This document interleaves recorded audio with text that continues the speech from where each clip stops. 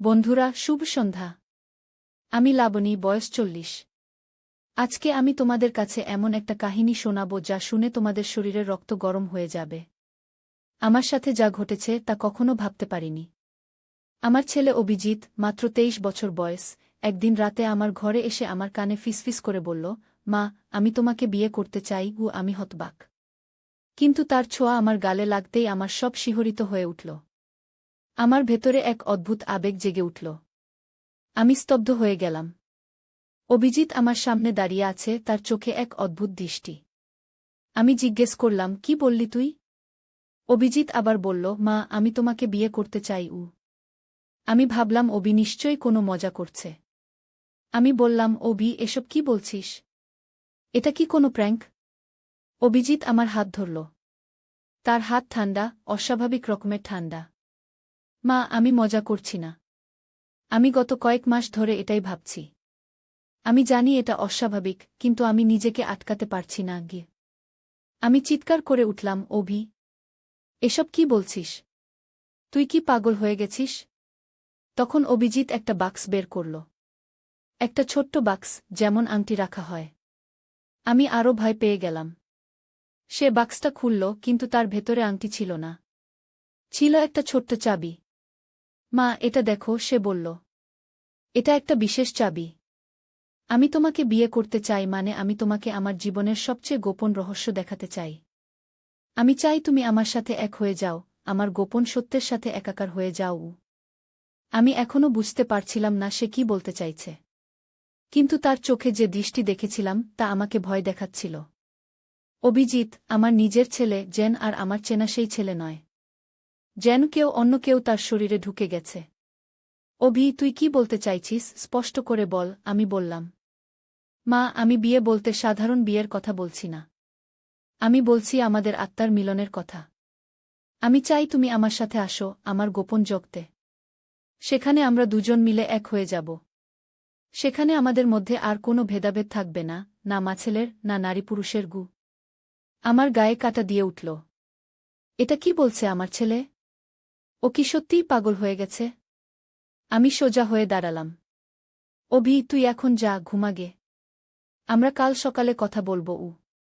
অভিজিৎ আমার হাত ধরে টানল। না মা, এখনই আমাদের যেতে হবে। বাবা ঘুমাচ্ছে। এখনই সময়। আমি ভাবলাম চিৎকার করে কুণালকে ডাকি। কিন্তু অভিজিৎ যেন আমার মনের কথা বুঝে ফেলল। সে আমার হাত ধরে এমনভাবে টানল যে আমি প্রায় পড়ে যাচ্ছিলাম। মা, চিৎকার করো না। আমি তোমার মঙ্গলই চাই। বাবা বুঝবে না। কেউই বুঝবে না।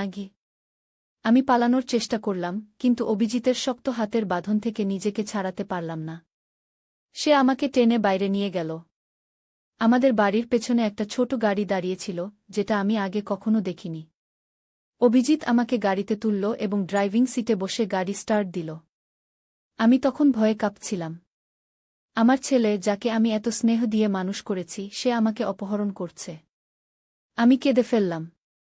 অভি, তুই আমাকে কোথায় নিয়ে যাচ্ছিস? আমাকে ছেড়ে দে। অভিজিৎ একটু হেসে বলল, মা, আমি তোমাকে নিয়ে যাচ্ছি আমার আসল জায়গায়। যেখানে আমার আসল পরিচয় লুকিয়ে আছে। যেখানে আমি আসলে কে তা প্রকাশ পাবে। আমি আর কথা বললাম না। ভয়ে আমার গলা শুকিয়ে গেছিল। অভিজিৎ গাড়ি চালিয়ে শহরের বাইরে চলে গেল। 2 ঘন্টার মতো গাড়ি চালানোর পর আমরা একটা পাহাড়ি জায়গায় পৌঁছালাম। চারদিকে গাছ, দূরে দূরে মাত্র কয়েকটা বাড়ি। অভিজিৎ গাড়ি থামিয়ে আমাকে নামতে বলল। আমি নামলাম। ভাবলাম, এখন পালানোর সময়। কিন্তু চারদিকে অন্ধকার, রাত গভীর, এবং কোনো লোকজন দেখা যাচ্ছে না। কোথায় পালাবো? তাছাড়া অভিজিৎ আমার হাত শক্ত করে ধরে রেখেছে। অভিজিৎ একটা বাড়ির দিকে এগিয়ে গেল। বাড়িটা দেখতে পুরনো, কিন্তু বেশ বড়। বাইরে থেকে দেখে মনে হচ্ছিল কোনো ধনী পরিবারের বাড়ি হবে। অভিজিৎ দরজায় নক করল। কিছুক্ষণ পর দরজা খুলে গেল। আমি দেখে চমকে উঠলাম। দরজা খুলেছে একজন বৃদ্ধ, প্রায় 80 বছর বয়সী। বৃদ্ধ অভিজিৎকে দেখে হাসল। এসো বাবা, অনেক দিন পর এলে। আর এই যে তোমার মা। স্বাগতম, স্বাগতম। বৃদ্ধ আমাদেরকে ভেতরে যেতে ইশারা করল। আমি অবাক হয়ে ভাবলাম, এই বৃদ্ধ অভিজিৎকে চেনে? আর আমাকেও? কিন্তু আমি তো এই বৃদ্ধকে কখনো দেখিনি আগে। কেই নি অভি? আমি জিজ্ঞেস করলাম। উনি ঠাকুরদা, অভিজিৎ বলল। ঠাকুরদা? তোর ঠাকুরদা তো মারা গেছেন অনেক বছর আগে। বৃদ্ধ হাসলেন। আমি তোমার ছেলের শারীরিক ঠাকুরদা নই, কিন্তু আমি তার আত্মিক পিতা। আমি তাকে একটা নতুন জন্ম দিয়েছি। আমি আরও বিভ্রান্ত হয়ে গেলাম। বৃদ্ধ আমাদের একটা ঘরে নিয়ে গেলেন। ঘরটি বড়, দেয়ালে অসংখ্য বই। মাঝখানে একটি বড় টেবিল।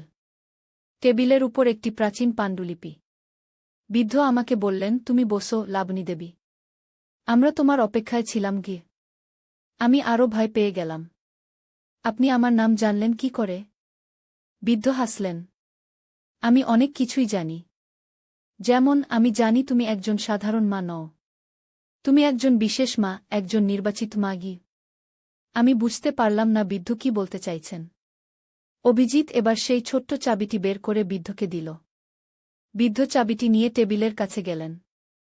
টেবিলের নিচে একটা ড্রয়ার ছিল, সেটা খুললেন। ড্রয়ার থেকে বের করলেন একটা বাক্স। বাক্সে চাবি লাগালেন, বাক্স খুললেন। বাক্সের ভেতর থেকে বের করলেন আরেকটি পাণ্ডুলিপি। এবার শোনো, বৃদ্ধ বললেন। অনেক হাজার বছর আগে এই পৃথিবীতে দুটি জাতি বাস করত, মানুষ এবং দেবতা। দেবতারা ছিল মানুষের চেয়ে শক্তিশালী, বুদ্ধিমান এবং দীর্ঘজীবী।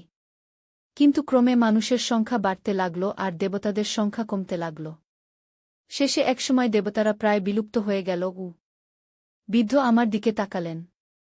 কিন্তু দেবতারা সম্পূর্ণ বিলুপ্ত হয়নি। তারা মানুষের মধ্যে মিশে গেছে। দেবতাদের রক্ত মানুষের রক্তের সাথে মিশে গেছে।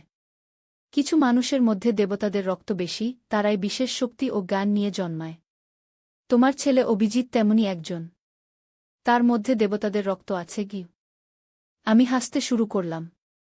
আপনি কি বলছেন? দেবতা? রক্ত? এসব কি পাগলামি? বৃদ্ধ গম্ভীর হয়ে গেলেন। তুমি হাসছ কারণ তুমি জানো না। কিন্তু তোমার ভেতরেও সেই রক্ত আছে, লাবণী দেবী। তুমিও দেবতাদের বংশধর। শুধু তুমি জানো না। আমি এবার রেগে গেলাম। দেখুন, আমি জানি না আপনি কে, কিন্তু আমার ছেলেকে আপনি পাগল করে দিয়েছেন। আমি এখনই পুলিশে ফোন করছি। আমি আমার মোবাইল বের করলাম, কিন্তু দেখলাম সেখানে কোনো নেটওয়ার্ক নেই। বৃদ্ধ বললেন, এখানে তোমার মোবাইল কাজ করবে না। এটা একটা বিশেষ জায়গা। এখানে আমরা দেবতাদের শক্তি ব্যবহার করি কি। এবার অভিজিৎ আমার কাছে এসে বলল, মা, আমি যখন বললাম আমি তোমাকে বিয়ে করতে চাই, তার মানে ছিল আমি চাই তুমিও আমাদের এই বিশেষ গোষ্ঠীতে যোগ দাও। তোমার মধ্যেও দেবতাদের রক্ত আছে। তুমি আমাদের একজন। আমরা চাই তুমি তোমার সত্যিকার পরিচয় জানো, তোমার ভেতরের শক্তি জাগ্রত করোক। আমি আর কিছু বলতে পারলাম না। অভিজিৎ হাত বাড়িয়ে আমার কপালে রাখল। আমি অনুভব করলাম তার হাত থেকে এক ধরনের উষ্ণতা আমার শরীরে ছড়িয়ে পড়ছে। একটু পরেই আমার মাথা ঘুরতে লাগল। আমি অজ্ঞান হয়ে গেলাম। যখন আমার জ্ঞান ফিরে এলো, আমি দেখলাম আমি একটা বিছানায় শুয়ে আছি। ঘরটা আলাদা, এটা আগের সেই ঘর নয়। এটা ছোট, সুন্দর সাজানো, জানালা দিয়ে সূর্যের আলো আসছে। বাইরে পাখির ডাক শোনা যাচ্ছে। আমি উঠে বসলাম। আমার মাথাটা এখনও কিছুটা ঘুরছিল। দরজা খুলে অভিজিৎ ঘরে ঢুকল। মা, তুমি ঠিক আছো? তোমার ঘুম ভাঙল? সে জিজ্ঞেস করল। অভি, কি হয়েছিল কাল? সেই বৃদ্ধ লোকটাকে? আমি জিজ্ঞেস করলাম।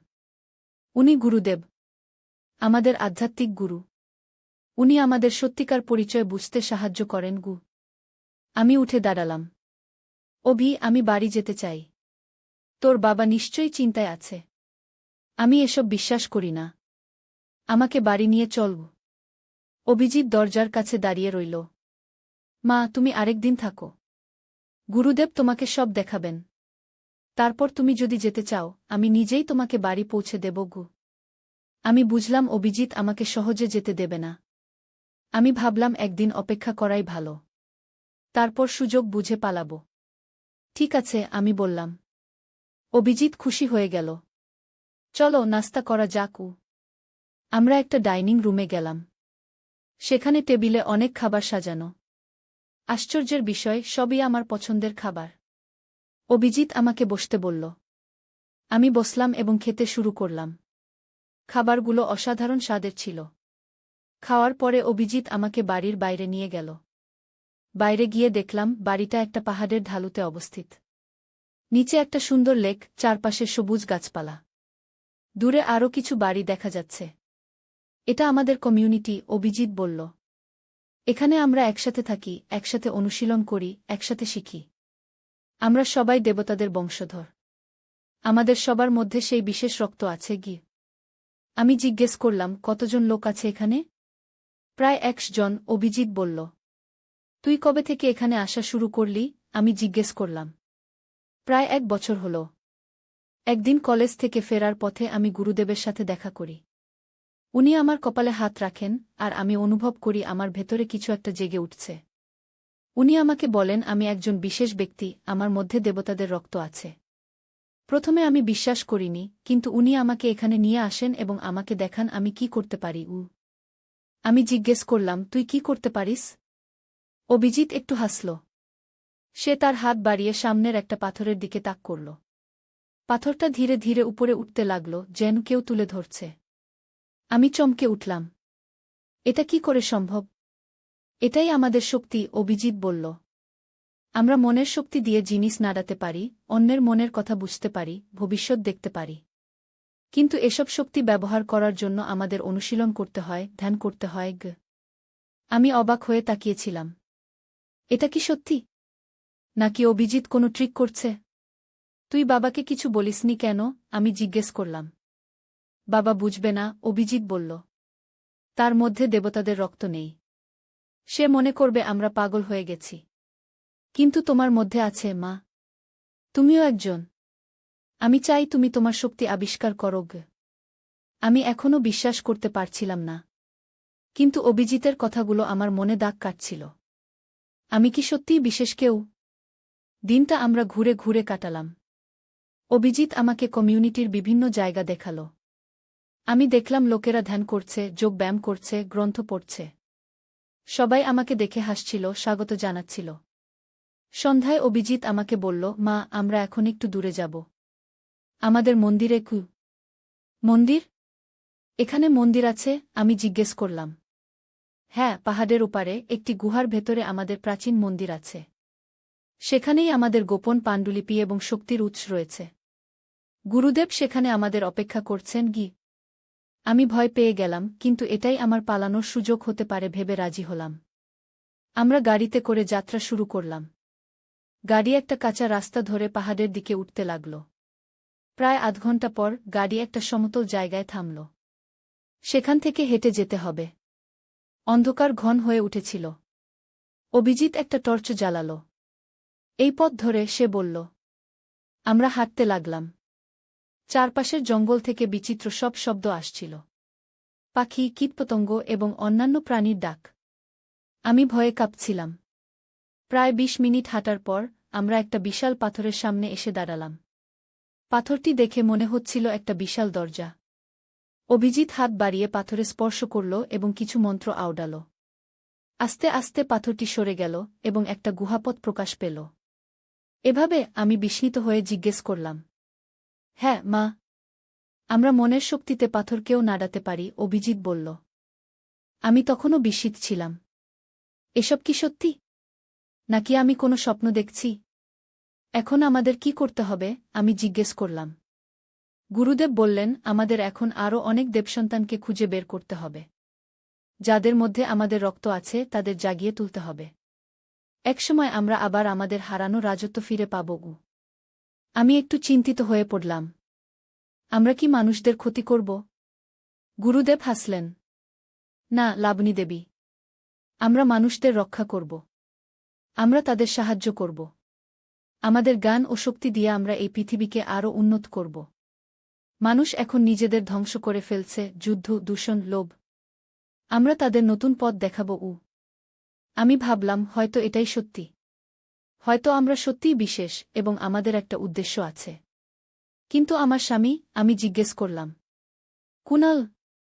সে কি জানে? অভিজিৎ বলল, বাবার মধ্যে দেবরক্ত নেই, মা। কিন্তু সে আমাদের পরিবারের অংশ। আমরা তাকে রক্ষা করব। গুরুদেব আমার হাত ধরলেন। এখন তোমাকে তোমার শক্তি নিয়ন্ত্রণ করতে শিখতে হবে। এটা সহজ নয়, কিন্তু আমরা তোমাকে সাহায্য করব গো। আর আমাকেও। কিন্তু আমি তো এই বৃদ্ধকে কখনো দেখিনি আগে। কেই নি অভি? আমি জিজ্ঞেস করলাম। উনি ঠাকুরদা, অভিজিৎ বলল। ঠাকুরদা? তোর ঠাকুরদা তো মারা গেছেন অনেক বছর আগে। বৃদ্ধ হাসলেন। আমি তোমার ছেলের শারীরিক ঠাকুরদা নই, কিন্তু আমি তার আত্মিক পিতা। আমি তাকে একটা নতুন জন্ম দিয়েছি। আমি আরও বিভ্রান্ত হয়ে গেলাম। বৃদ্ধ আমাদের একটা ঘরে নিয়ে গেলেন। ঘরটি বড়, দেয়ালে অসংখ্য বই। মাঝখানে একটি বড় টেবিল। টেবিলের উপর একটি প্রাচীন পাণ্ডুলিপি। বৃদ্ধ আমাকে বললেন, তুমি বসো, লাবণী দেবী। আমরা তোমার অপেক্ষায় ছিলাম গিয়ে। আমি আরও ভয় পেয়ে গেলাম। আপনি আমার নাম জানলেন কি করে? বৃদ্ধ হাসলেন। আমি অনেক কিছুই জানি। যেমন, আমি জানি তুমি একজন সাধারণ মা নও। তুমি একজন বিশেষ মা, একজন নির্বাচিত মাগী। আমি বুঝতে পারলাম না বৃদ্ধ কি বলতে চাইছেন। অভিজিৎ এবার সেই ছোট্ট চাবিটি বের করে বৃদ্ধকে দিল। বৃদ্ধ চাবিটি নিয়ে টেবিলের কাছে গেলেন। টেবিলের নিচে একটা ড্রয়ার ছিল, সেটা খুললেন। ড্রয়ার থেকে বের করলেন একটা বাক্স। বাক্সে চাবি লাগালেন, বাক্স খুললেন। বাক্সের ভেতর থেকে বের করলেন আরেকটি পাণ্ডুলিপি। এবার শোনো, বৃদ্ধ বললেন। অনেক হাজার বছর আগে এই পৃথিবীতে দুটি জাতি বাস করত, মানুষ এবং দেবতা। দেবতারা ছিল মানুষের চেয়ে শক্তিশালী, বুদ্ধিমান এবং দীর্ঘজীবী। কিন্তু ক্রমে মানুষের সংখ্যা বাড়তে লাগল আর দেবতাদের সংখ্যা কমতে লাগল। শেষে একসময় দেবতারা প্রায় বিলুপ্ত হয়ে গেল। বৃদ্ধ আমার দিকে তাকালেন। কিন্তু দেবতারা সম্পূর্ণ বিলুপ্ত হয়নি। তারা মানুষের মধ্যে মিশে গেছে। দেবতাদের রক্ত মানুষের রক্তের সাথে মিশে গেছে। কিছু মানুষের মধ্যে দেবতাদের রক্ত বেশি, তারাই বিশেষ শক্তি ও জ্ঞান নিয়ে জন্মায়। তোমার ছেলে অভিজিৎ তেমনি একজন। তার মধ্যে দেবতাদের রক্ত আছে কি? আমি হাসতে শুরু করলাম। আপনি কি বলছেন? দেবতা? রক্ত? এসব কি পাগলামি? বৃদ্ধ গম্ভীর হয়ে গেলেন। তুমি হাসছ কারণ তুমি জানো না। কিন্তু তোমার ভেতরেও সেই রক্ত আছে, লাবণী দেবী। তুমিও দেবতাদের বংশধর। শুধু তুমি জানো না গি। আমি এবার রেগে গেলাম। দেখুন, আমি জানি না আপনি কে, কিন্তু আমার ছেলেকে আপনি পাগল করে দিয়েছেন।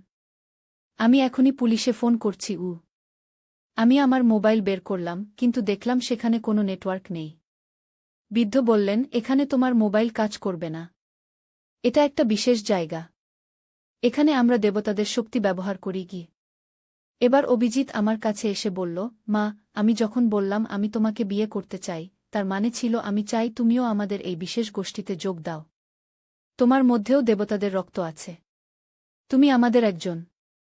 আমরা চাই তুমি তোমার সত্যিকার পরিচয় জানো, তোমার ভেতরের শক্তি জাগ্রত করোক। আমি আর কিছু বলতে পারলাম না।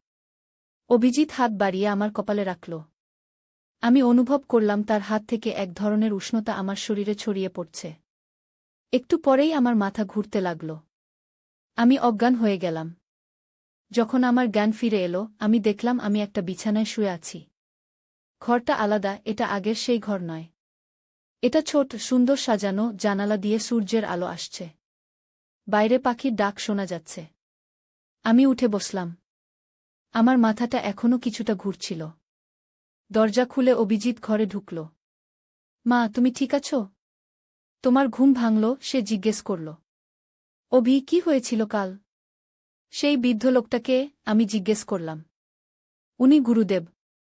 আমাদের আধ্যাত্মিক গুরু। উনি আমাদের সত্যিকার পরিচয় বুঝতে সাহায্য করেন গু। আমি উঠে দাঁড়ালাম। অভি, আমি বাড়ি যেতে চাই। তোর বাবা নিশ্চয়ই চিন্তায় আছে। আমি এসব বিশ্বাস করি না। আমাকে বাড়ি নিয়ে চল। অভিজিৎ দরজার কাছে দাঁড়িয়ে রইল। মা, তুমি আরেকদিন থাকো। গুরুদেব তোমাকে সব দেখাবেন। তারপর তুমি যদি যেতে চাও, আমি নিজেই তোমাকে বাড়ি পৌঁছে দেব গু। আমি বুঝলাম অভিজিৎ আমাকে সহজে যেতে দেবে না। আমি ভাবলাম একদিন অপেক্ষা করাই ভালো। তারপর সুযোগ বুঝে পালাব। ঠিক আছে, আমি বললাম। অভিজিৎ খুশি হয়ে গেল। চলো, নাস্তা করা যাক। আমরা একটা ডাইনিং রুমে গেলাম। সেখানে টেবিলে অনেক খাবার সাজানো। আশ্চর্যের বিষয়, সবই আমার পছন্দের খাবার। অভিজিৎ আমাকে বসতে বলল। আমি বসলাম এবং খেতে শুরু করলাম। খাবারগুলো অসাধারণ স্বাদের ছিল। খাওয়ার পরে অভিজিৎ আমাকে বাড়ির বাইরে নিয়ে গেল। বাইরে গিয়ে দেখলাম বাড়িটা একটা পাহাড়ের ঢালুতে অবস্থিত। নিচে একটা সুন্দর লেক, চারপাশে সবুজ গাছপালা। দূরে আরও কিছু বাড়ি দেখা যাচ্ছে। এটা আমাদের কমিউনিটি, অভিজিৎ বলল। এখানে আমরা একসাথে থাকি, একসাথে অনুশীলন করি, একসাথে শিখি। আমরা সবাই দেবতাদের বংশধর। আমাদের সবার মধ্যে সেই বিশেষ রক্ত আছে কি? আমি জিজ্ঞেস করলাম, কতজন লোক আছে এখানে? প্রায় 100 জন, অভিজিৎ বলল। তুই কবে থেকে এখানে আসা শুরু করলি? আমি জিজ্ঞেস করলাম। প্রায় 1 বছর হল। একদিন কলেজ থেকে ফেরার পথে আমি গুরুদেবের সাথে দেখা করি। উনি আমার কপালে হাত রাখেন, আর আমি অনুভব করি আমার ভেতরে কিছু একটা জেগে উঠছে। উনি আমাকে বলেন আমি একজন বিশেষ ব্যক্তি, আমার মধ্যে দেবতাদের রক্ত আছে। প্রথমে আমি বিশ্বাস করিনি, কিন্তু উনি আমাকে এখানে নিয়ে আসেন এবং আমাকে দেখান আমি কি করতে পারি। আমি জিজ্ঞেস করলাম, তুই কি করতে পারিস? অভিজিৎ একটু হাসল। সে তার হাত বাড়িয়ে সামনের একটা পাথরের দিকে তাক করল। পাথরটা ধীরে ধীরে উপরে উঠতে লাগল, যেন কেউ তুলে ধরছে। আমি চমকে উঠলাম। এটা কি করে সম্ভব? এটাই আমাদের শক্তি, অভিজিৎ বলল। আমরা মনের শক্তি দিয়ে জিনিস নাড়াতে পারি, অন্যের মনের কথা বুঝতে পারি, ভবিষ্যৎ দেখতে পারি। কিন্তু এসব শক্তি ব্যবহার করার জন্য আমাদের অনুশীলন করতে হয়, ধ্যান করতে হয়। আমি অবাক হয়ে তাকিয়েছিলাম। এটা কি সত্যি?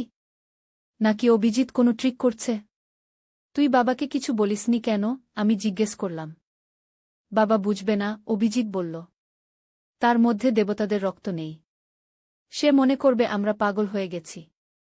কিন্তু তোমার মধ্যে আছে, মা। তুমিও একজন। আমি চাই তুমি তোমার শক্তি আবিষ্কার করো। আমি এখনও বিশ্বাস করতে পারছিলাম না। কিন্তু অভিজিতের কথাগুলো আমার মনে দাগ কাটছিল। আমি কি সত্যিই বিশেষ কেউ? দিনটা আমরা ঘুরে ঘুরে কাটালাম। অভিজিৎ আমাকে কমিউনিটির বিভিন্ন জায়গা দেখালো। আমি দেখলাম লোকেরা ধ্যান করছে, যোগ ব্যায়াম করছে, গ্রন্থ পড়ছে। সবাই আমাকে দেখে হাসছিল, স্বাগত জানাচ্ছিল। সন্ধ্যায় অভিজিৎ আমাকে বলল, মা, আমরা এখন একটু দূরে যাব। আমাদের মন্দিরে। মন্দির? এখানে মন্দির আছে? আমি জিজ্ঞেস করলাম। হ্যাঁ, পাহাড়ের ওপারে একটি গুহার ভেতরে আমাদের প্রাচীন মন্দির আছে। সেখানেই আমাদের গোপন পাণ্ডুলিপি এবং শক্তির উৎস রয়েছে। গুরুদেব সেখানে আমাদের অপেক্ষা করছেন। আমি ভয় পেয়ে গেলাম, কিন্তু এটাই আমার পালানোর সুযোগ হতে পারে ভেবে রাজি হলাম। আমরা গাড়িতে করে যাত্রা শুরু করলাম। গাড়ি একটা কাঁচা রাস্তা ধরে পাহাড়ের দিকে উঠতে লাগল। প্রায় আধ ঘন্টা পর গাড়ি একটা সমতল জায়গায় থামল।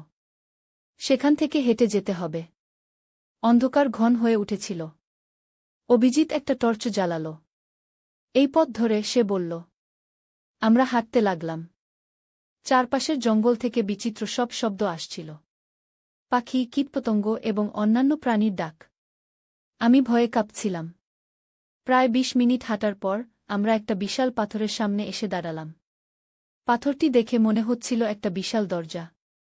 অভিজিৎ হাত বাড়িয়ে পাথরে স্পর্শ করল এবং কিছু মন্ত্র আওড়াল। আস্তে আস্তে পাথরটি সরে গেল এবং একটা গুহাপথ প্রকাশ পেল।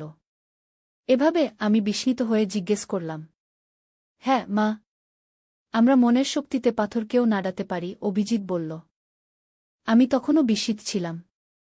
এসব কি সত্যি? নাকি আমি কোনো স্বপ্ন দেখছি? এখন আমাদের কি করতে হবে? আমি জিজ্ঞেস করলাম। গুরুদেব বললেন, আমাদের এখন আরও অনেক দেবসন্তানকে খুঁজে বের করতে হবে। যাদের মধ্যে আমাদের রক্ত আছে তাদের জাগিয়ে তুলতে হবে। একসময় আমরা আবার আমাদের হারানো রাজত্ব ফিরে পাব। আমি একটু চিন্তিত হয়ে পড়লাম। আমরা কি মানুষদের ক্ষতি করব? গুরুদেব হাসলেন। না, লাবণী দেবী। আমরা মানুষদের রক্ষা করব।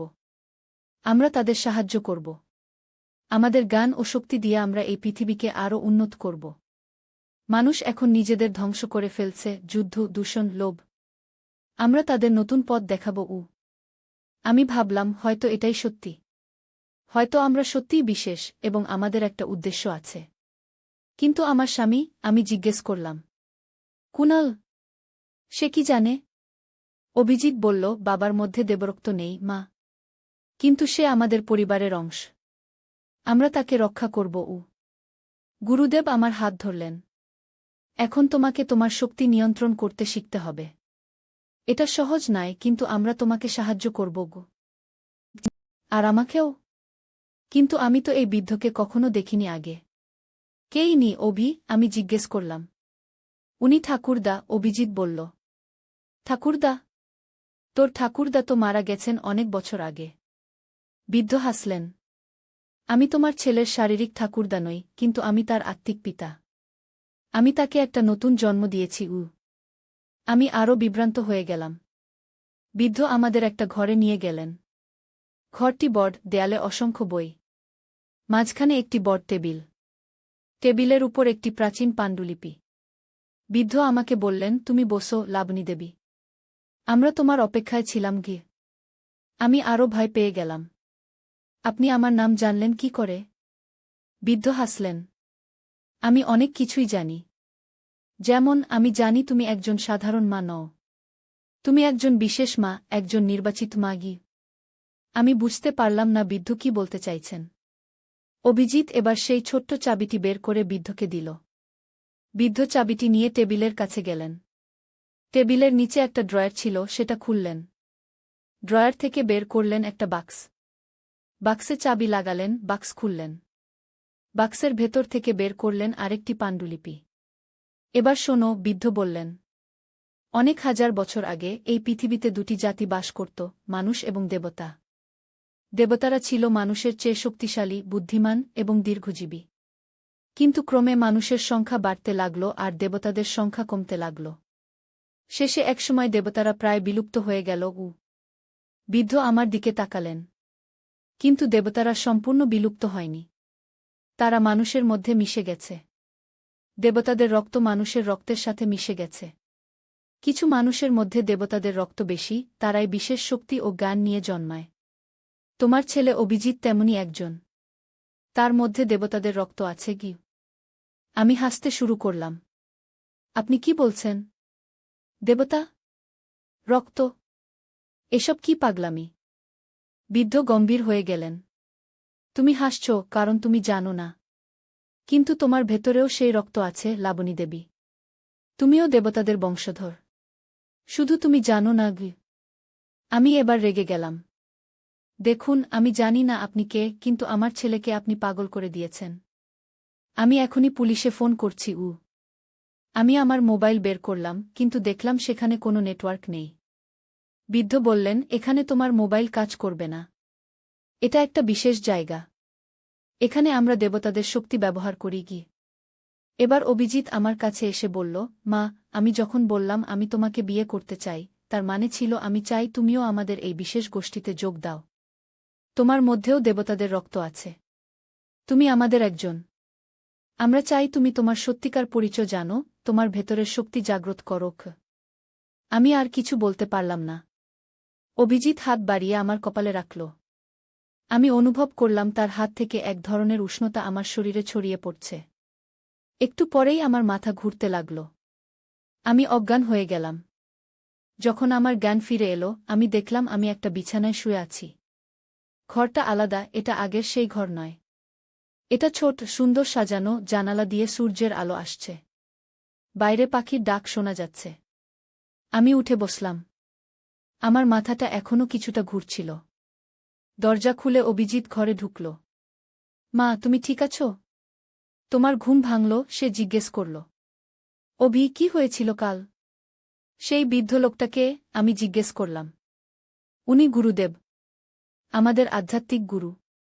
উনি আমাদের সত্যিকার পরিচয় বুঝতে সাহায্য করেন গু। আমি উঠে দাঁড়ালাম। অভি, আমি বাড়ি যেতে চাই। তোর বাবা নিশ্চয়ই চিন্তায় আছে। আমি এসব বিশ্বাস করি না। আমাকে বাড়ি নিয়ে চল। অভিজিৎ দরজার কাছে দাঁড়িয়ে রইল। মা, তুমি আরেকদিন থাকো। গুরুদেব তোমাকে সব দেখাবেন। তারপর তুমি যদি যেতে চাও, আমি নিজেই তোমাকে বাড়ি পৌঁছে দেব গু। আমি বুঝলাম অভিজিৎ আমাকে সহজে যেতে দেবে না। আমি ভাবলাম একদিন অপেক্ষা করাই ভালো। তারপর সুযোগ বুঝে পালাব। ঠিক আছে, আমি বললাম। অভিজিৎ খুশি হয়ে গেল। চলো নাস্তা করা যাক। আমরা একটা ডাইনিং রুমে গেলাম। সেখানে টেবিলে অনেক খাবার সাজানো। আশ্চর্যের বিষয়, সবই আমার পছন্দের খাবার। অভিজিৎ আমাকে বসতে বলল। আমি বসলাম এবং খেতে শুরু করলাম। খাবারগুলো অসাধারণ স্বাদের ছিল। খাওয়ার পরে অভিজিৎ আমাকে বাড়ির বাইরে নিয়ে গেল। বাইরে গিয়ে দেখলাম বাড়িটা একটা পাহাড়ের ঢালুতে অবস্থিত। নিচে একটা সুন্দর লেক, চারপাশে সবুজ গাছপালা। দূরে আরও কিছু বাড়ি দেখা যাচ্ছে। এটা আমাদের কমিউনিটি, অভিজিৎ বলল। এখানে আমরা একসাথে থাকি, একসাথে অনুশীলন করি, একসাথে শিখি। আমরা সবাই দেবতাদের বংশধর। আমাদের সবার মধ্যে সেই বিশেষ রক্ত আছে কি? আমি জিজ্ঞেস করলাম, কতজন লোক আছে এখানে? প্রায় 100 জন, অভিজিৎ বলল। তুই কবে থেকে এখানে আসা শুরু করলি? আমি জিজ্ঞেস করলাম। প্রায় 1 বছর হল। একদিন কলেজ থেকে ফেরার পথে আমি গুরুদেবের সাথে দেখা করি। উনি আমার কপালে হাত রাখেন, আর আমি অনুভব করি আমার ভেতরে কিছু একটা জেগে উঠছে। উনি আমাকে বলেন আমি একজন বিশেষ ব্যক্তি, আমার মধ্যে দেবতাদের রক্ত আছে। প্রথমে আমি বিশ্বাস করিনি, কিন্তু উনি আমাকে এখানে নিয়ে আসেন এবং আমাকে দেখান আমি কি করতে পারি। আমি জিজ্ঞেস করলাম, তুই কি করতে পারিস? অভিজিৎ একটু হাসল। সে তার হাত বাড়িয়ে সামনের একটা পাথরের দিকে তাক করল। পাথরটা ধীরে ধীরে উপরে উঠতে লাগল, যেন কেউ তুলে ধরছে। আমি চমকে উঠলাম। এটা কি করে সম্ভব? এটাই আমাদের শক্তি, অভিজিৎ বলল। আমরা মনের শক্তি দিয়ে জিনিস নাড়াতে পারি, অন্যের মনের কথা বুঝতে পারি, ভবিষ্যৎ দেখতে পারি। কিন্তু এসব শক্তি ব্যবহার করার জন্য আমাদের অনুশীলন করতে হয়, ধ্যান করতে হয়। আমি অবাক হয়ে তাকিয়েছিলাম। এটা কি সত্যি? নাকি অভিজিৎ কোনো ট্রিক করছে? তুই বাবাকে কিছু বলিসনি কেন? আমি জিজ্ঞেস করলাম। বাবা বুঝবে না, অভিজিৎ বলল। তার মধ্যে দেবতাদের রক্ত নেই। সে মনে করবে আমরা পাগল হয়ে গেছি। কিন্তু তোমার মধ্যে আছে, মা। তুমিও একজন। আমি চাই তুমি তোমার শক্তি আবিষ্কার করো। আমি এখনও বিশ্বাস করতে পারছিলাম না। কিন্তু অভিজিতের কথাগুলো আমার মনে দাগ কাটছিল। আমি কি সত্যিই বিশেষ কেউ? দিনটা আমরা ঘুরে ঘুরে কাটালাম। অভিজিৎ আমাকে কমিউনিটির বিভিন্ন জায়গা দেখাল। আমি দেখলাম লোকেরা ধ্যান করছে, যোগব্যায়াম করছে, গ্রন্থ পড়ছে। সবাই আমাকে দেখে হাসছিল, স্বাগত জানাচ্ছিল। সন্ধ্যায় অভিজিৎ আমাকে বলল, মা, আমরা এখন একটু দূরে যাব। আমাদের মন্দিরে। মন্দির? এখানে মন্দির আছে? আমি জিজ্ঞেস করলাম। হ্যাঁ, পাহাড়ের ওপারে একটি গুহার ভেতরে আমাদের প্রাচীন মন্দির আছে। সেখানেই আমাদের গোপন পাণ্ডুলিপি এবং শক্তির উৎস রয়েছে। গুরুদেব সেখানে আমাদের অপেক্ষা করছেন। আমি ভয় পেয়ে গেলাম, কিন্তু এটাই আমার পালানোর সুযোগ হতে পারে ভেবে রাজি হলাম। আমরা গাড়িতে করে যাত্রা শুরু করলাম। গাড়ি একটা কাঁচা রাস্তা ধরে পাহাড়ের দিকে উঠতে লাগল। প্রায় আধ ঘন্টা পর গাড়ি একটা সমতল জায়গায় থামল। সেখান থেকে হেঁটে যেতে হবে। অন্ধকার ঘন হয়ে উঠেছিল। অভিজিৎ একটা টর্চ জ্বালাল। এই পথ ধরে, সে বলল। আমরা হাঁটতে লাগলাম। চারপাশের জঙ্গল থেকে বিচিত্র সব শব্দ আসছিল। পাখি, কীটপতঙ্গ এবং অন্যান্য প্রাণীর ডাক। আমি ভয়ে কাঁপছিলাম। প্রায় 20 মিনিট হাঁটার পর আমরা একটা বিশাল পাথরের সামনে এসে দাঁড়ালাম। পাথরটি দেখে মনে হচ্ছিল একটা বিশাল দরজা। অভিজিৎ হাত বাড়িয়ে পাথরে স্পর্শ করল এবং কিছু মন্ত্র আওড়াল। আস্তে আস্তে পাথরটি সরে গেল এবং একটা গুহাপথ প্রকাশ পেল। এভাবে আমি বিস্মিত হয়ে জিজ্ঞেস করলাম। হ্যাঁ, মা। আমরা মনের শক্তিতে পাথরকেও নাড়াতে পারি, অভিজিৎ বলল। আমি তখনও বিস্মিত ছিলাম। এসব কি সত্যি? নাকি আমি কোনো স্বপ্ন দেখছি? এখন আমাদের কি করতে হবে? আমি জিজ্ঞেস করলাম। গুরুদেব বললেন, আমাদের এখন আরও অনেক দেবসন্তানকে খুঁজে বের করতে হবে। যাদের মধ্যে আমাদের রক্ত আছে তাদের জাগিয়ে তুলতে হবে। একসময় আমরা আবার আমাদের হারানো রাজত্ব ফিরে পাব। আমি একটু চিন্তিত হয়ে পড়লাম। আমরা কি মানুষদের ক্ষতি করব? গুরুদেব হাসলেন। না, লাবণী দেবী। আমরা মানুষদের রক্ষা করব। আমরা তাদের সাহায্য করব। আমাদের জ্ঞান ও শক্তি দিয়ে আমরা এই পৃথিবীকে আরও উন্নত করব। মানুষ এখন নিজেদের ধ্বংস করে ফেলছে, যুদ্ধ, দূষণ, লোভ। আমরা তাদের নতুন পথ দেখাব। আমি ভাবলাম, হয়তো এটাই সত্যি। হয়তো আমরা সত্যিই বিশেষ এবং আমাদের একটা উদ্দেশ্য আছে। কিন্তু আমার স্বামী? আমি জিজ্ঞেস করলাম। কুনাল? সে কি জানে? অভিজিৎ বলল, বাবার মধ্যে দেবরক্ত নেই মা। কিন্তু সে আমাদের পরিবারের অংশ। আমরা তাকে রক্ষা করব। গুরুদেব আমার হাত ধরলেন। এখন তোমাকে তোমার শক্তি নিয়ন্ত্রণ করতে শিখতে হবে। এটা সহজ নয়, কিন্তু আমরা তোমাকে সাহায্য করব গো। আর আমাকেও। কিন্তু আমি তো এই বৃদ্ধকে কখনো দেখিনি আগে। কেই নি অভি? আমি জিজ্ঞেস করলাম। উনি ঠাকুরদা, অভিজিৎ বলল। ঠাকুরদা? তোর ঠাকুরদা তো মারা গেছেন অনেক বছর আগে। বৃদ্ধ হাসলেন। আমি তোমার ছেলের শারীরিক ঠাকুরদা নই, কিন্তু আমি তার আত্মিক পিতা। আমি তাকে একটা নতুন জন্ম দিয়েছি। আমি আরও বিভ্রান্ত হয়ে গেলাম। বৃদ্ধ আমাদের একটা ঘরে নিয়ে গেলেন। ঘরটি বড়, দেয়ালে অসংখ্য বই। মাঝখানে একটি বড় টেবিল। টেবিলের উপর একটি প্রাচীন পাণ্ডুলিপি। বৃদ্ধ আমাকে বললেন, তুমি বসো লাবণী দেবী। আমরা তোমার অপেক্ষায় ছিলাম গিয়ে। আমি আরও ভয় পেয়ে গেলাম। আপনি আমার নাম জানলেন কি করে? বৃদ্ধ হাসলেন। আমি অনেক কিছুই জানি। যেমন আমি জানি তুমি একজন সাধারণ মা নও। তুমি একজন বিশেষ মা, একজন নির্বাচিত মা গি। আমি বুঝতে পারলাম না বৃদ্ধ কি বলতে চাইছেন। অভিজিৎ এবার সেই ছোট্ট চাবিটি বের করে বৃদ্ধকে দিল। বৃদ্ধ চাবিটি নিয়ে টেবিলের কাছে গেলেন। টেবিলের নিচে একটা ড্রয়ার ছিল, সেটা খুললেন। ড্রয়ার থেকে বের করলেন একটা বাক্স। বাক্সে চাবি লাগালেন, বাক্স খুললেন। বাক্সের ভেতর থেকে বের করলেন আরেকটি পাণ্ডুলিপি। এবার শোনো, বৃদ্ধ বললেন। অনেক হাজার বছর আগে এই পৃথিবীতে দুটি জাতি বাস করত, মানুষ এবং দেবতা। দেবতারা ছিল মানুষের চেয়ে শক্তিশালী, বুদ্ধিমান এবং দীর্ঘজীবী। কিন্তু ক্রমে মানুষের সংখ্যা বাড়তে লাগল আর দেবতাদের সংখ্যা কমতে লাগল। শেষে একসময় দেবতারা প্রায় বিলুপ্ত হয়ে গেল। বৃদ্ধ আমার দিকে তাকালেন। কিন্তু দেবতারা সম্পূর্ণ বিলুপ্ত হয়নি। তারা মানুষের মধ্যে মিশে গেছে। দেবতাদের রক্ত মানুষের রক্তের সাথে মিশে গেছে। কিছু মানুষের মধ্যে দেবতাদের রক্ত বেশি, তারাই বিশেষ শক্তি ও জ্ঞান নিয়ে জন্মায়। তোমার ছেলে অভিজিৎ তেমনি একজন। তার মধ্যে দেবতাদের রক্ত আছে কি? আমি হাসতে শুরু করলাম। আপনি কি বলছেন? দেবতা? রক্ত? এসব কি পাগলামি? বৃদ্ধ গম্ভীর হয়ে গেলেন। তুমি হাসছ কারণ তুমি জানো না। কিন্তু তোমার ভেতরেও সেই রক্ত আছে লাবণী দেবী। তুমিও দেবতাদের বংশধর। শুধু তুমি জানো না গি। আমি এবার রেগে গেলাম। দেখুন, আমি জানি না আপনি কে, কিন্তু আমার ছেলেকে আপনি পাগল করে দিয়েছেন। আমি এখনই পুলিশে ফোন করছি। আমি আমার মোবাইল বের করলাম, কিন্তু দেখলাম সেখানে কোনো নেটওয়ার্ক নেই। বৃদ্ধ বললেন, এখানে তোমার মোবাইল কাজ করবে না। এটা একটা বিশেষ জায়গা। এখানে আমরা দেবতাদের শক্তি ব্যবহার করি কি। এবার অভিজিৎ আমার কাছে এসে বলল, মা, আমি যখন বললাম আমি তোমাকে বিয়ে করতে চাই, তার মানে ছিল আমি চাই তুমিও আমাদের এই বিশেষ গোষ্ঠীতে যোগ দাও। তোমার মধ্যেও দেবতাদের রক্ত আছে। তুমি আমাদের একজন। আমরা চাই তুমি তোমার সত্যিকার পরিচয় জানো, তোমার ভেতরের শক্তি জাগ্রত করো। আমি আর কিছু বলতে পারলাম না। অভিজিৎ হাত বাড়িয়ে আমার কপালে রাখল। আমি অনুভব করলাম তার হাত থেকে এক ধরনের উষ্ণতা আমার শরীরে ছড়িয়ে পড়ছে। একটু পরেই আমার মাথা ঘুরতে লাগল। আমি অজ্ঞান হয়ে গেলাম। যখন আমার জ্ঞান ফিরে এলো, আমি দেখলাম আমি একটা বিছানায় শুয়ে আছি। ঘরটা আলাদা, এটা আগের সেই ঘর নয়। এটা ছোট, সুন্দর সাজানো, জানালা দিয়ে সূর্যের আলো আসছে। বাইরে পাখির ডাক শোনা যাচ্ছে। আমি উঠে বসলাম। আমার মাথাটা এখনও কিছুটা ঘুরছিল। দরজা খুলে অভিজিৎ ঘরে ঢুকল।